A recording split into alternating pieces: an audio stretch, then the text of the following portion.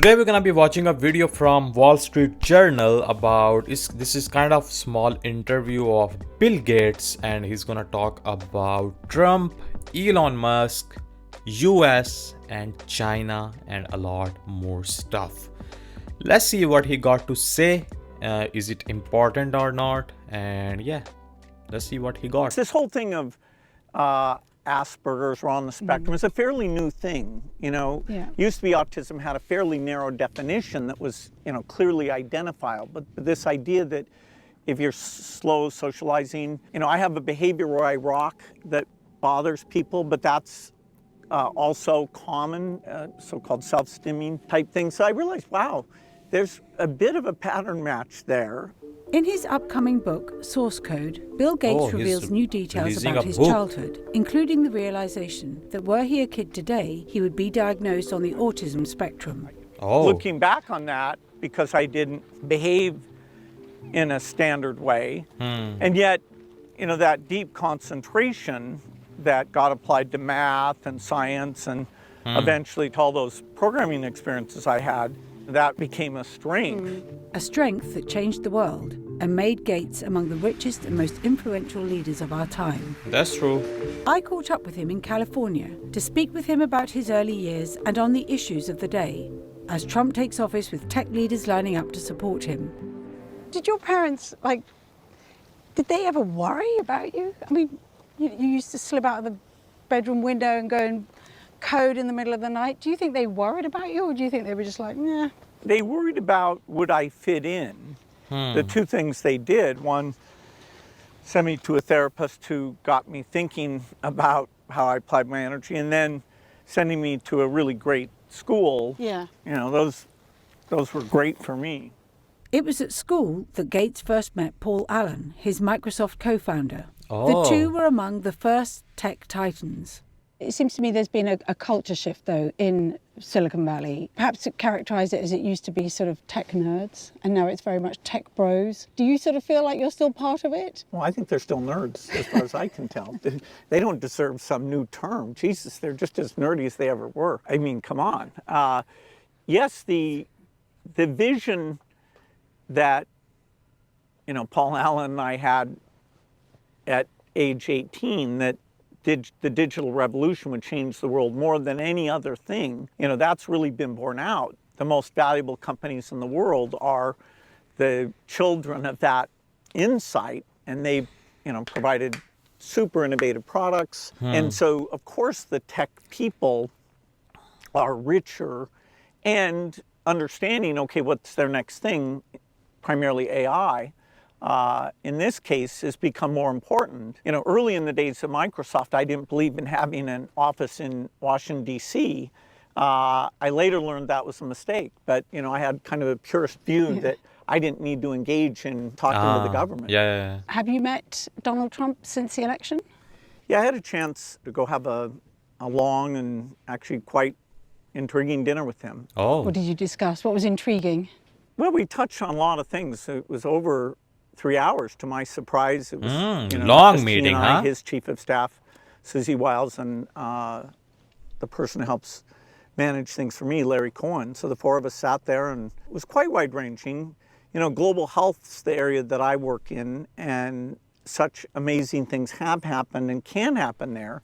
I spoke a lot about HIV and that the foundation's literally working on a cure for that. We're at an early stage, and so he, in the COVID days, accelerated the vaccine innovation. So I, was asking him if maybe the same kind of thing could be done here, and we both got, I think, pretty excited about that. Let's see what they come out with, where we're very close to getting that done, but if you stop, it'll spread back. And so I explained why it's been tough in Pakistan, Afghanistan. We've had cases show up in Gaza. We have cases in Africa. And he was fascinated to hear what he could do to maximize the chance that during the next 4 years, that incredible milestone will be achieved. I felt like he was, energized and, looking forward to helping to drive innovation. I was frankly impressed with how well he showed a lot of interest in the issues I brought up. What do you Okay. make of RFK and vaccines and what he's saying about it and the position he's been given in this incoming administration? Well, he wrote a book saying that Tony Fauci and I kill millions of children and make billions of dollars with vaccines. Yeah, that's why he was in And, controversy people can for judge for Bill themselves Gates whether was. that's correct or not. Ahead of Oh. Trump's election, the Wall Street Journal reported Gates donated around $50 million towards a pro-Harris super PAC. But you Okay. didn't actually ever publicly endorse her. Why was that? In my role as chairman of the Gates Foundation, we've had incredible relationships with every administration. The progress since the year 2000, cutting childhood death in half, cutting HIV deaths in half, that's due to partnerships with rich world governments where the U.S. is in absolute Like the the top. most generous. And so, I look forward to working together with every administration. So there's obviously another big tech titan close to this administration, Elon Musk. Yes! When This was the last time goof. you spoke to Elon? I haven't spoken directly to him. It may have been about 18 months. But, I've known Elon over the years. He's a member of the Gideon Pledge, and I admire a lot of the great work he's done. What do you think of the way he's using his platform to influence the political landscape? Well, I think the idea that looking at government expenditures on a sort of zero-based budgeting approach could be a valuable thing. I'm amongst the people who think the deficit needs to be brought down because otherwise it will create a financial problem for us. And so, that effort could come up with some good things. I'm not, Hopefully. trying to talk about European politicians like he is. So some of that surprises me a bit. But wow, he finds time to do a lot of things. If you were Elon Musk and you were put in charge of the Doge project, where would you be looking to make savings? Oh. Well, given the numbers that they've tossed around, they'll have to look at everything, including pension, defense, healthcare. My view is most departments, there probably are, 10 to 15%. I do worry a little bit that if you say, hey, let's completely get rid of things, some of the things that have long-term benefits, I obviously believe in HIV medicines where the U.S. is keeping tens of millions of people alive. And if you cut those He off, really talks about not only would they HIV a lot, die huh? when we have a cure on its way, but the negative feelings you'd have, say, in Africa would be worse than never having done the thing at all. So the parts of the budget I know well, yes, you could optimize, but I hope the value system still includes the 0.5% that saves all those lives. The Journal previously reported on Gates's ties to Jeffrey Epstein, including that Epstein threatened Gates over an affair he had. The two met a few times, Gates says, to discuss this guy. philanthropy. Do you think, looking back at that, He died, moment, right? that you were being played? Well, Jeffrey, in retrospect, I was foolish to spend any time with him, and he sort of, got time with various people by spending time with other people. So yes, I think I was quite stupid. I thought it would help me with global health philanthropy. In fact, it failed to do that, and it was just a huge mistake. Has it made you more wary of connections? Definitely. Yeah. Are you kidding? Now, you're not elected, True. but I think it's fair to say that That's you could obvious. probably pick up the phone to any world leader out there. Who's the last world leader that you spoke to? Because of how engaged the foundation Trump? is in these global health issues, I talk to world leaders a lot. Wow. So in the last month, I've talked to President Macron, Ursula von der Leyen. Do any of them I don't know call any you of up and them. ask you for advice on how to handle Donald Trump? No, I've never had that. I've had people be quizzical about maybe what they should do, but He wouldn't give them. They're on their own on that one.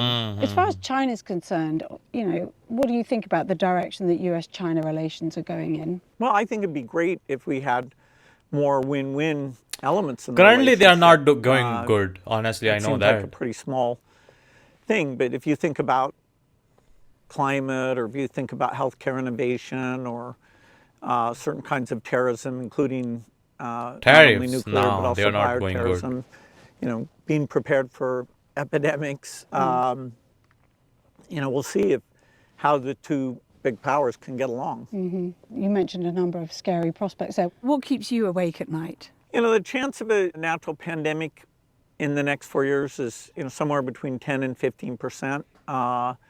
It'd be nice to think we're actually more ready for that than we were last time, but so far we're not. You really I think we're not? hope there's No, no we're more absolutely pandemic. Why not?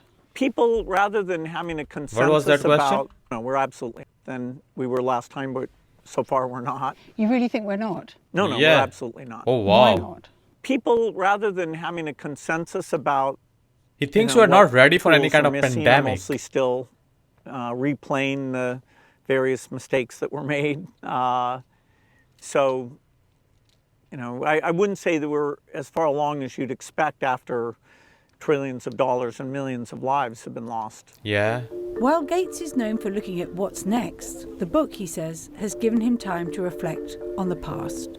With this greater understanding that you earned from writing the book, has that brought some sort of wisdom, do you think? Well, hopefully as you get older, you're more reflective and you have wisdom. I often find myself in meetings, talking about similar situations that I dealt with that either didn't succeed or did succeed. So you get into what they often talk about as a more generative mode. And writing these books certainly fits that approach, although, I think, am I looking backwards too much? Because, there's so much exciting stuff still to be done.